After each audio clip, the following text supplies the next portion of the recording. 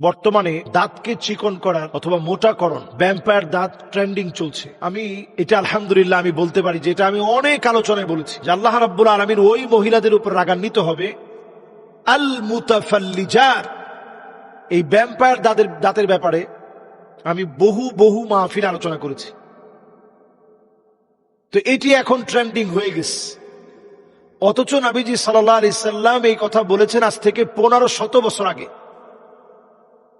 একজন নারীকে যে সমস্ত কারণে ইসলাম অভিসম্পাদের কথা বলেছেন এর মধ্যে আল মুতাফাল্লিজাত একটি, দাঁতকে চিকন করা, দাঁতের মাঝখানে ইচ্ছাকৃত একটা ফাঁকা তৈরি করা, যেগুলো দাঁতের সৌন্দর্য বর্ধন হয় না, দাঁতের চিকিৎসার জন্য কেউ করে না, বরং এগুলো করে মানুষ একটা ট্রেন্ডিং এ থাকার জন্য, রাক্ষসে চেহারা বানানোর জন্য।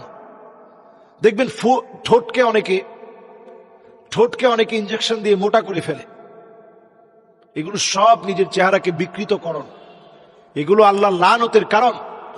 হাদিসের মধ্যে আসছে লানাল্লাহুন নামিসা ওয়াল মুতানাম্মিসা, যেই মহিলা বুড়ো প্লাক করবে তার উপরে প্রত্যেক মুহূর্তে আল্লাহ লানত। মারাত্মক বিষয়, প্রতি মুহূর্তে আল্লাহ লানত মানে কি?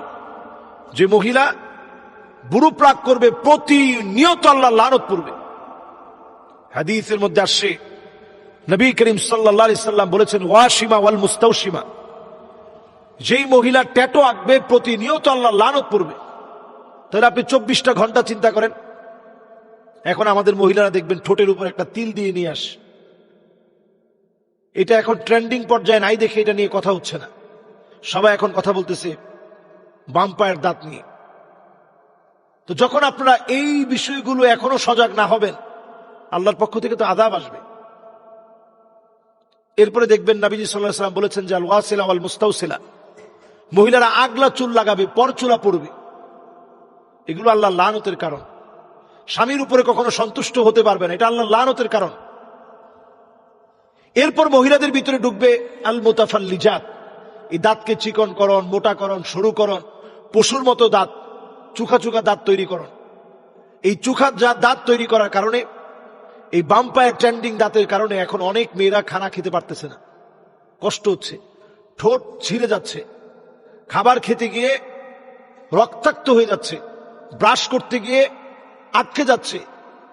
এই যে ব্যত্যয়গুলো ঘটছে, এগুলো সব আল্লাহ রাব্বুল আলামিন অত্যন্ত সূক্ষ্মভাবে আল্লাহ তাআলা সৃষ্টি করেছেন।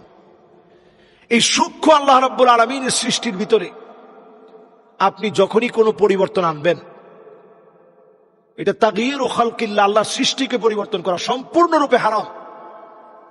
হ্যাঁ, আপনার দাঁত অসুস্থতা অনুভব করছেন, দাঁতে ব্যথা হচ্ছে, একটা দাঁত উপড়ে ফেলতে হবে, আপনি ডেন্টিস্টের কাছে যান, গিয়ে চিকিৎসা নেন, কোনো অসুবিধা নেই। আপনার সৌন্দর্য বর্ধনে আপনি মনে করলেন যে কয়েকটা দাঁত এদিক সেদিক উঠে আছে, সেগুলো হয়তো আপনি তুলে ফেলবেন, যেটা যন্ত্রণার কারণ হয়, কষ্টদায়ক হয়, আপনি তুলে ফেললেন। এগুলো শরিয়া কোনোভাবেই নিষেধ করে না। শরীয়ত নিষেধ করে দাঁতকে চোখা করা, দাঁতের মাঝখানে ফাঁকা রাখা, এগুলো শরীয়ত সম্পূর্ণরূপে হারাম করেছেন। সুতরাং কোন খ্রিস্টানদেরকে দেখে, কোন খ্রিস্টানদের অনুসরণে এই জাতীয় কোনো ফ্যাশনকে ফ্যাশন বলে মনে করা, এটা আমাদের জন্য বড় ধরনের আযাবের কারণ, এটা বড় ধরনের গুনাহের কারণ। একটা জাতি এইভাবে ধ্বংস হয়ে যাবে। কাসিয়াতুন আরিয়াত, পোশাক পরবে কিন্তু কেমন যেন কোনো পোশাক পরে নাই, এই ট্রেন্ডিং এখন জাতির মধ্যে চলছে। কিছুদিন পর বিভিন্ন রকমের ট্রেন্ডিং আসে, ছেলে মেয়ে উভয়ের ভিতরে এখন একরকম ফ্যাশন চলছে। এই জন্য এই বিষয়গুলো আমাদের খুব সজাগ সচেতন হয়ে এগুলো থেকে বের হতে হবে। মনে রাখতে হবে ফানজুরু আম্মান তাখুযুনা দীনাকুম, আমার চুলের গোড়া থেকে নিয়ে পায়ের তালু পর্যন্ত আমি কয়টা ইসলামের অনুকরণ আমি করেছি, কয়টা সুন্নত আমি মানতে পেরেছি। এটা বাদ দিয়ে আমরা এখন আছি ট্রেন্ডিং নিয়ে। তো আযাব যখন আসে তখন ট্রেন্ডিং হয়ে আযাবটা আসে। এখন দেখবেন যুক্তরাজ্যে এখন দেখবেন আযাব চলছে, যুক্তরাষ্ট্রে এখন আযাব চলছে, থাইল্যান্ডে, ফিলিপাইনে, ইন্দোনেশিয়ায়, সব জায়গায় লাগাতার এখন আযাব চলছে। এর কারণ হচ্ছে আমরা গুনাহগুলো একত্রে একযোগে সমস্বরে আমরা গুনাহগুলো করা শুরু করি। একজন যখন গুনাহ করে তখন আমি তো বাধা না দিই বরং আমি নিজেও ট্রেন্ডিং এ থাকার জন্য ওই গুণাটা করে ফেলি। আল্লাহ তাআলা আমাদেরকে বোঝার তৌফিক দান করুক।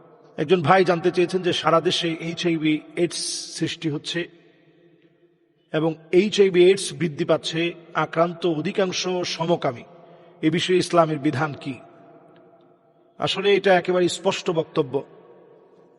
আল্লাহ রাব্বুল আলামিনের সৃষ্টির ভারসাম্য রক্ষা করে আল্লাহ রাব্বুল আলামিন আমাদেরকে যৌবিক চাহিদা চরিতার্থ করার একটা পদ্ধতি আল্লাহ তাআলা দিয়েছেন। এটা সৃষ্টির ব্যালেন্সকে রক্ষা করে। তো এটাকে, এই সৃষ্টির সৌন্দর্যকে নষ্ট করে দেয় সমকামিতার মতো মহাপাপ, মহা অন্যায়, আকবরুল কাবায়ের, বড় গুনাহের একটি গুনাহ, যেটির কারণে আল্লাহ তাআলা একটা জাতিকে উল্টায় দিয়েছেন।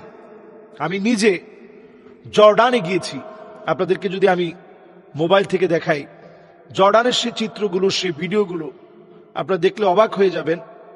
জর্ডানের সেই চিত্র, সেই দৃশ্যগুলো যেগুলো মোবাইলের মধ্যে রয়েছে, জর্ডানের সেই চিত্রগুলো দেখলে আমাদের কাছে মনে হয় যে বিশাল একটা ডেড সি।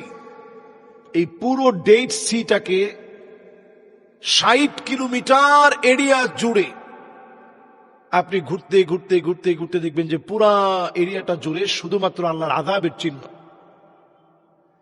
সেখানে পানির ঘনত্ব এত বেশি, লবণের পরিমাণ এত বেশি, চিন্তাই করা যায় না। একটা জাতিকে আল্লাহ রাব্বুল আলামিন, সেই জাতির ভিতরে সেই সময় ধারণা করা হয় যে সেখানে লক্ষ লক্ষ লোক ছিল। ইতিহাসবেত্তারা বলেন, আমি যেহেতু ওই জায়গায় গিয়েছি, মিউজিয়ামগুলোর মধ্যে ওইখানে পড়াশোনা করে দেখেছি যে ওইখানে প্রায় 5 লক্ষাধিক লোক ছিল। তাহলে কত বড় একটা এরিয়া। আর কেউ কেউ বলছেন যে না, এত লোক ছিল না, হয়তো সেই সময়ে এখানে হাজার হাজার লোক ছিল।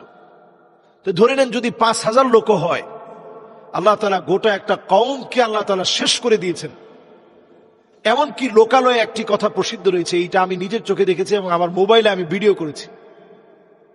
সেখানে আল্লাহ রাব্বুল আলামিন লূত আলাইহিস সালাতু ওয়াস সালামের স্ত্রীকে, লোকেরা বলে, এটা একেবারে অথেন্টিক, এটা আমি বলবো না, তবে লোকেরা বলে যে এটা লূত আলাইহিস সালাতু ওয়াস সালামের স্ত্রীর মূর্তি। উনি শুধু সেই সময়ের আযাব দেখার জন্য তিনি পিছনে ফিরে তাকিয়েছিলেন, যা আল্লাহ রাব্বুল আলামিন নিষিদ্ধ করেছিলেন যে তাদের আযাব দেখার জন্য তাকানো যাবে না। সমকামীদেরকে আল্লাহ রাব্বুল আলামিন এতটাই ঘৃণা করেন, তাদের দিকে শুধু তাকানোর কারণে আল্লাহ রাব্বুল আলামিন আযাবের মধ্যে পাকড়াও করে ফেলেছেন। এবং সেই মূর্তিটার পাশেই আরো একটা মূর্তি রয়েছে। এটাও এলাকার লোকালয়ে মানুষ বলে থাকে যে পুরুষে পুরুষে যে সম্পর্ক, এরকম একটা দৃশ্য, এরকম একটা কাজ করা অবস্থায় আল্লাহ তাআলা এই দুইটা মানুষকে পাথর বানায় দিয়েছেন এবং মানুষের আকৃতির মতো মনে হয়। আল্লাহ রাব্বুল আলামিন আযাব দিতে পারেন, এটা ভয়াবহ আযাব হতে পারে, অনেক কঠিন থেকে কঠিন আযাব হতে পারে। ওইখানে যে মানুষের তৈজসপত্র, মানুষের আসবাবপত্র যেগুলো ব্যবহার করত, সেই হাড়ি পাতিল পর্যন্ত আমি মিউজিয়ামে দেখেছি, সবগুলো পাতিল পর্যন্ত আল্লাহর আযাব যখন আসছে এগুলো পর্যন্ত দুমড়ায় মুচড়ায় গিয়েছে। তাহলে কি ভয়াবহ আযাব আল্লাহ তাআলা দিয়েছেন। মাটিকে আল্লাহ তাআলা উলট পালট করে দিয়েছেন একটা জাতির জন্য। তো আমাদের দেশে এখন এইচআইভি হঠাৎ করে বৃদ্ধি পাওয়ার পিছনে আপনি বলতেই পারেন যে এইচআইভি বৃদ্ধি পাওয়ার কারণ হচ্ছে বর্তমান সমকামিতা। এক সময় আমাদের দেশে বিভিন্ন আবাসিক হোটেলগুলোর মধ্যে অনেক অন্যায় অপকর্ম হতো। দুঃখজনক সত্য, এখন বাংলাদেশে বহির্বিশ্বের অনেক রকমের চক্রান্তের কারণে বিভিন্ন আবাসিক হোটেলের মধ্যে পর্যন্ত সমকামিতাকে প্রমোট করা হচ্ছে। আল্লাহর আযাব আসবে না কেন? আল্লাহর আযাব এই জন্য আসছে, আমরা সৃষ্টির এই বৈচিত্র্যকে নষ্ট করে ফেলছি, একটা জাতির বৈচিত্র্যকে নষ্ট করে ফেলছি। মানুষের প্রবৃত্তির এত গোলাম আমরা হয়েছি, আমরা সব উল্টাপাল্টা করে ফেলেছি। এজন্য এই পৃথিবীর ভিতরে আযাব আসতেছে। আল্লাহর কাছে আমরা পানাহ চাই, যদি এই জাতীয় কর্মকাণ্ড আমরা করতে থাকি, নবীজি বলছেন কাযফা, ভয়ঙ্কর অবস্থা রূপ নিবে, বিভিন্ন রোগ আসবে, যে রোগ সম্পর্কে আপনি জানেন না। এখন তো আপনি এইচআইভি বলছেন, এর চেয়ে ভয়াবহ রোগ আসতেছে বাংলাদেশ। যদি আমরা এগুলো না থামাই, এগুলোর ব্যাপারে সচেতন না হই, বহু সংস্কৃতির নামে যদি আমরা এগুলোকে প্রমোট করা শুরু করি, তাহলে আযাব চলে আসবে, ভয়ঙ্কর আযাব, ভূমিধস, ভূমিকম্প, আগুনের বড় বড় গোলকগুলা পৃথিবীর দিকে আসবে। আমাদের দিকে আসবে না সেটা আমরা বলতে পারবো না।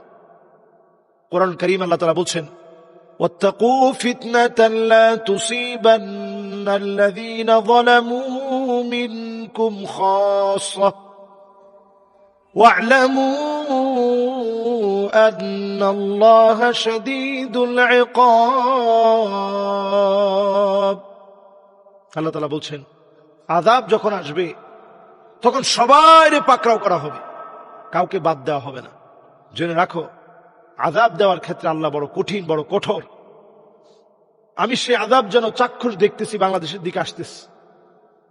আল্লাহর হস্তে এই সময়ে রাষ্ট্রীয়ভাবে এই ধরনের চক্রান্তগুলো যেগুলো হচ্ছে, যেই চক্রান্তগুলো হচ্ছে রাষ্ট্রীয়ভাবে এগুলোকে বাধা দেওয়ার চেষ্টা করেন। যদি এই জাতিকে ভালো রাখতে চান, আল্লাহর গজব যদি চলে আসে, দেশটা বছরের পর বছরের জন্য পিছায় যাবে।